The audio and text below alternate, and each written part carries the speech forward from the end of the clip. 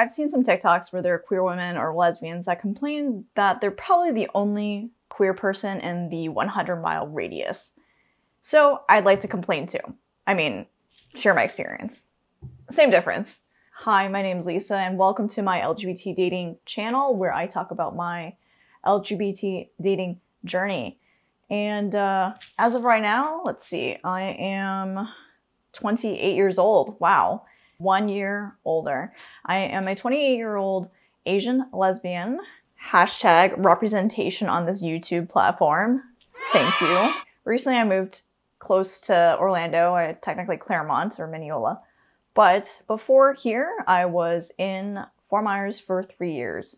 Yes, 3 whole years. You're probably wondering, how the heck did I land over there? Well, I moved to Fort Myers after I graduated for my job. And before Fort Myers, where I was going to school, I was in Gainesville. That's right. Go Gators. I really don't watch any sports. Gainesville was the college town where I spent about 7 years for school. In Gainesville, I was so used to the myriad of so many different people from all walks of life, so many different races. There were people from all over the world coming to study abroad at UF, University of Florida. So Gainesville was a college town, but in comparison, Fort Myers, on the other hand, is really a demographic of white, ready to retire or already retired demographic. So if you're somebody who enjoys fishing or golfing, this is the city for you. One of the things that I noticed being in Fort Myers is that there is such a lack of culture.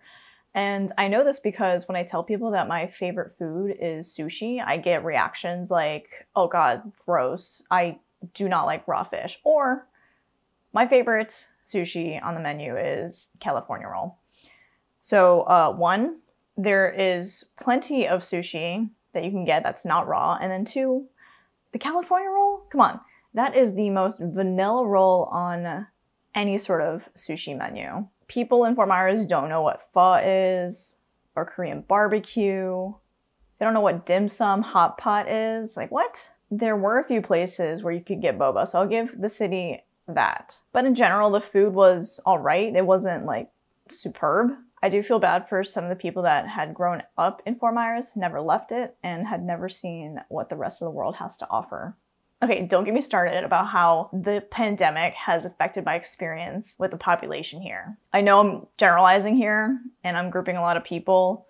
It was an experience I had never experienced before. So without a doubt, Lee County is red. So that means that many of them are listening to that orange man and thinking it's a-okay to repeat some of the things that he said.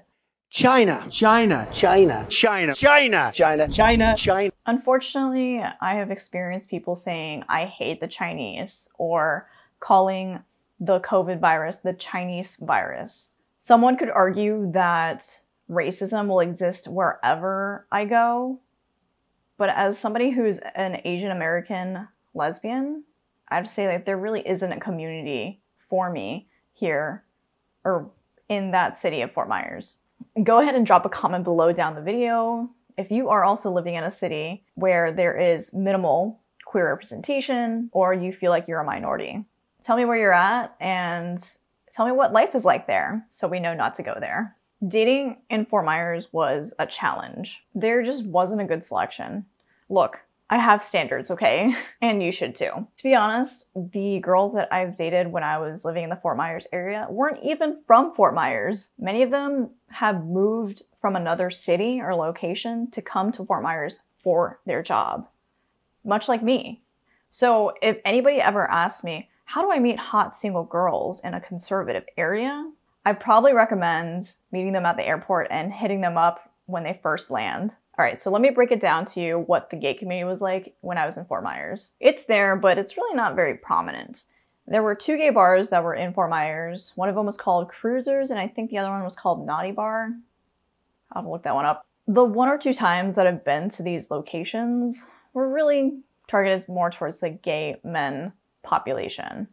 There was an effort to have a pride parade in the Fort Myers and Cape Coral area.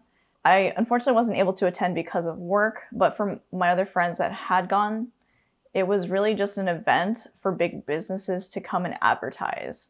So it was just a bunch of businesses tabling about their product and services that weren't even related to Pride. Okay, I did attempt to try and meet queer people on the Meetup app. If you guys haven't heard my other story where I met other lesbians in another city, here's a story about that. So I am a huge supporter of the Meetup app. But when I was in Fort Myers, I went on the Meetup app to basically try and meet other friends that were also queer. So I went to, it was a brunch event to meet some of them. And the event that I went to was a local diner, and really there was only about 6 of us. I was the youngest. Hey, big surprise. This is what it's like living in Florida. So where is the silver lining to this? I have to say that after living in Gainesville and then coming to Fort Myers and living there for 3 years, it really made me appreciate many cities that have diversity. It helped me realize that there's still so much work that needs to be done in order to build inclusivity and help people with ignorance regarding people of color and the LGBT community. If I were to stay longer in the Fort Myers area and there wasn't a pandemic going on, I would have been more involved with the Pride Parade and other Pride-related organizations or groups to help contribute to the inclusivity of that city and town. Inclusivity of that city. Yes, it rhymes. In the process, I'm sure it would have helped me meet other queer people, and who knows? It might lead to something else. So those are my tips if you are somebody who's living in a conservative city. With anything, having an abundance mindset instead of a scarcity mindset, that'll help you in seeing opportunities. And like the opportunities that I mentioned before, take a look at the Meetup app. See what other groups that are already there and you can go and join them. Find any sort of Pride events or groups that you can go and join and contribute to that as well. And if you don't have any of that in your area, hey, you can start that. Be the trailblazer for your area. In conclusion, overall, I'd say Fort Myers, Cape Coral area, I'd give it a 5 out of 10. To sadly put it, the city is truly one-dimensional. Let me repeat that. One-dimensional. I do see their attempts in being progressive, and still that city is growing, but there still is predominantly an older population. So why did I give it a 5 and not like a 2? There are still some merits. For example, the traffic isn't as horrible compared to bigger cities. Considering that a lot of people come to vacation at Fort Myers Beach and Sanibel Island, those 2 areas are great if you are coming to have a relaxing vacation, or maybe a wild one too if you want to go drinking on the beach. Fort Myers is a great city if you're looking for some place to, say, settle down and just have a quiet life.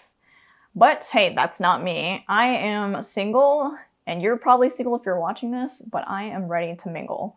If you enjoyed this video, go ahead and hit the like button to show your support. If you like videos like this, or you want to see more content from me, go ahead and hit that subscribe button so you don't miss out. Like I said, my name is Lisa, and I make videos about LGBT related content and also my dating journey. Thanks for taking the time to watch this video, and I will see you in the next one.